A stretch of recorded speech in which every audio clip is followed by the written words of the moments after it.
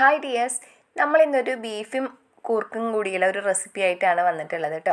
അപ്പോൾ അതിനായിട്ട് നമ്മൾ ബീഫ് കഴുകി വൃത്തിയാക്കി എടുത്തിട്ടുണ്ട്. അതിന് നമ്മൾ കുക്കറിലേക്ക് മാറ്റി കൊടുത്തിട്ട് 1 ടീസ്പൂൺ മഞ്ഞൾപ്പൊടി, ആവശ്യത്തിനുള്ള ഉപ്പ്, ഇഞ്ചി വെളുത്തുള്ളി ചതച്ചത്, വേപ്പില, ഇത്രയും സംഭവങ്ങൾ ചേർത്ത് കൊടുത്ത് ഒരല്പം ഓയിലും കൂടെ, അത് വീഡിയോയിൽ പെട്ടിട്ടില്ല കേട്ടോ, വെളിച്ചെണ്ണയാണ് ഞാൻ ഒഴിച്ചു കൊടുത്തിട്ടുള്ളത്. അതും കൂടെ ചേർത്ത് നമ്മൾ കൈവച്ച് നന്നായിട്ടൊന്ന് തിരുമ്മി കൊടുത്തിട്ട് ഒരു 1/2 ഗ്ലാസ് വെള്ളം കൂടെ ചേർത്തിട്ട് നമ്മളിതൊന്ന് വേവിക്കാനായിട്ട് വെക്കുകയാണ്. അപ്പോൾ ഒരു 3-4 വിസിലാകുമ്പോഴത്തേനും നമുക്കത് വേവിച്ചെടുക്കാം. ഇനി നമ്മളിവിടെ കൂർക്ക തയ്യാറാക്കി വെച്ചിട്ടുണ്ട്. കൂർക്കയെ നമ്മളിതുപോലെ തന്നെ ഒരു വിസിൽ അടുത്ത് കുക്കറിൽ തന്നെ വേവിച്ചെടുക്കണം കേട്ടോ. 1 ടീസ്പൂൺ മഞ്ഞൾപ്പൊടിയും ആവശ്യത്തിനുള്ള ഉപ്പും കൂടെ ചേർത്ത് നമ്മൾ കൂർക്ക വേവിക്കാനായിട്ട് വെച്ചിട്ടുണ്ട്. ഇനി നമ്മളിതിന് വേണ്ടിയുള്ള മസാല ഒന്ന് റെഡിയാക്കി എടുക്കാം. അപ്പോൾ അതിന് വേണ്ടിയിട്ട് നമ്മൾ പാൻ ചൂടായി അതിലേക്ക് വെളിച്ചെണ്ണ ഒഴിച്ചു കൊടുത്ത് 1/2 ടീസ്പൂൺ പെരിഞ്ജീരകവും പട്ട, ഗ്രാമ്പൂ, ഏലക്ക എന്നീ ഐറ്റംസൊക്കെ ഓരോന്ന് വീതം കൂടെ ചേർത്ത് കൊടുത്തിട്ട് നമ്മൾ അതൊന്ന് മൂത്തതിന് ശേഷം 2 വലിയ സവോള കട്ട് ചെയ്തിട്ട് ചേർത്ത് കൊടുത്തിട്ടുണ്ട്. പിന്നെ അതിലേക്ക് ആവശ്യത്തിനുള്ള ഇഞ്ചി വെളുത്തുള്ളിയും അതുപോലെ മീഡിയം സൈസിലുള്ള 2 തക്കാളിയും കൂടെ നമ്മൾ ചേർത്ത് കൊടുത്തിട്ടുണ്ട്.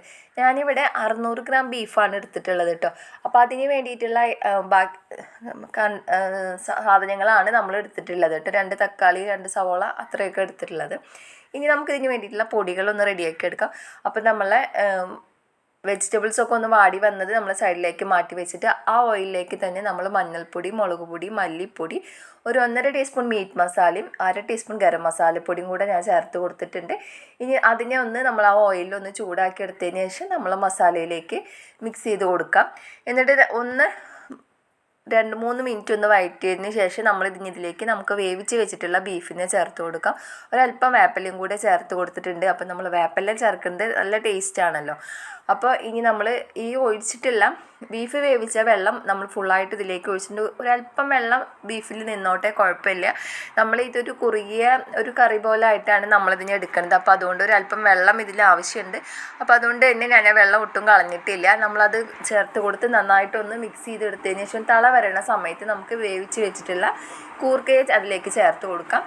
കൂർക്കയുടെ അളവ് എന്ന് പറയുമ്പോൾ ഞാനിപ്പോൾ ഇവിടെ 600 ഗ്രാം ബീഫിന് ഒരു 150 ഗ്രാം കൂർക്ക എന്നുള്ള രീതിയിലാണ് നമ്മൾ ചേർത്ത് കൊടുത്തിട്ടുള്ളത്. അപ്പോൾ അതും കൂടി ചേർത്ത് കൊടുത്ത് നന്നായിട്ടൊന്ന് മിക്സ് ചെയ്ത് കൊടുത്തതിന് ശേഷം നമുക്കിതൊന്ന് അടച്ച് വെക്കാം. നന്നായി ഒന്ന് തിളച്ച് കുറുകി വരുന്ന സമയത്ത് പെട്ടെന്ന് തന്നെ കൂർക്ക ചേർത്ത് കൊടുത്താൽ പെട്ടെന്ന് തന്നെ കുറുകി വരും കേട്ടോ, അധികം സമയമൊന്നും വേണ്ട. അതിന് ശേഷം നമുക്കിനി ഇതിലേക്ക് ഒരല്പം ഗരം മസാല പൊടിയും ഒരല്പം കുരുമുളക് പൊടിയും കൂടി ചേർത്ത് കൊടുത്ത് ഒരു 2 വേപ്പിലയും കൂടി ചേർത്താൽ നമ്മുടെ കിഡിലൻ ബീഫ് കൂർക്ക റെസിപ്പി തയ്യാറാണ്. അപ്പോൾ ഇങ്ങനെ ട്രൈ ചെയ്യാം. ഞാനിത് ഫസ്റ്റ് ടൈമാണ് ഇത് ഉണ്ടാക്കുന്നതും കഴിക്കുന്നതൊക്കെ. ഞാനിങ്ങനെ ഒരുപാട് പറയുന്നത് കേട്ടിട്ടുണ്ട് കൂർക്ക ബീഫ് സൂപ്പറാണെന്നൊക്കെ. അപ്പോൾ അങ്ങനെ ഒന്ന് ട്രൈ ആക്കി നോക്കിയത്. ചില ഐറ്റംസ് നമ്മൾ ചെറുതിലെ തൊട്ട് കഴിക്കാത്തത് ഉണ്ടാക്കാനും കഴിക്കാനൊക്കെ നമുക്കൊരു മടി ഉണ്ടാവും. അത്തരത്തിൽപ്പെട്ട ഒരു ഐറ്റമാണ് ഇത്. പക്ഷേ ഞാനിപ്പോൾ കഴിച്ച് നോക്കിയപ്പോൾ എനിക്ക് ഒരുപാട് ഇഷ്ടമായി. വീട്ടിലും മോൾക്കൊക്കെ നന്നായിട്ട് ഇഷ്ടപ്പെട്ടു. അപ്പോൾ ഇങ്ങനെ ട്രൈ ആക്കാത്തവർ ഒന്ന് ചെയ്ത് നോക്കൂ. അതുപോലെ നമ്മുടെ വീഡിയോസ് നിങ്ങൾക്ക് ഇഷ്ടപ്പെടുന്നുണ്ട്, ചാനൽ നിങ്ങൾക്ക് ഇഷ്ടപ്പെടുന്നുണ്ട് വെച്ചെങ്കിൽ ഒന്ന് ലൈക്ക് ചെയ്യാനും ഷെയർ ചെയ്യാനും സബ്സ്ക്രൈബ് ചെയ്ത് സപ്പോർട്ട് ചെയ്യാനും മറക്കരുത് കേട്ടോ. Thank you.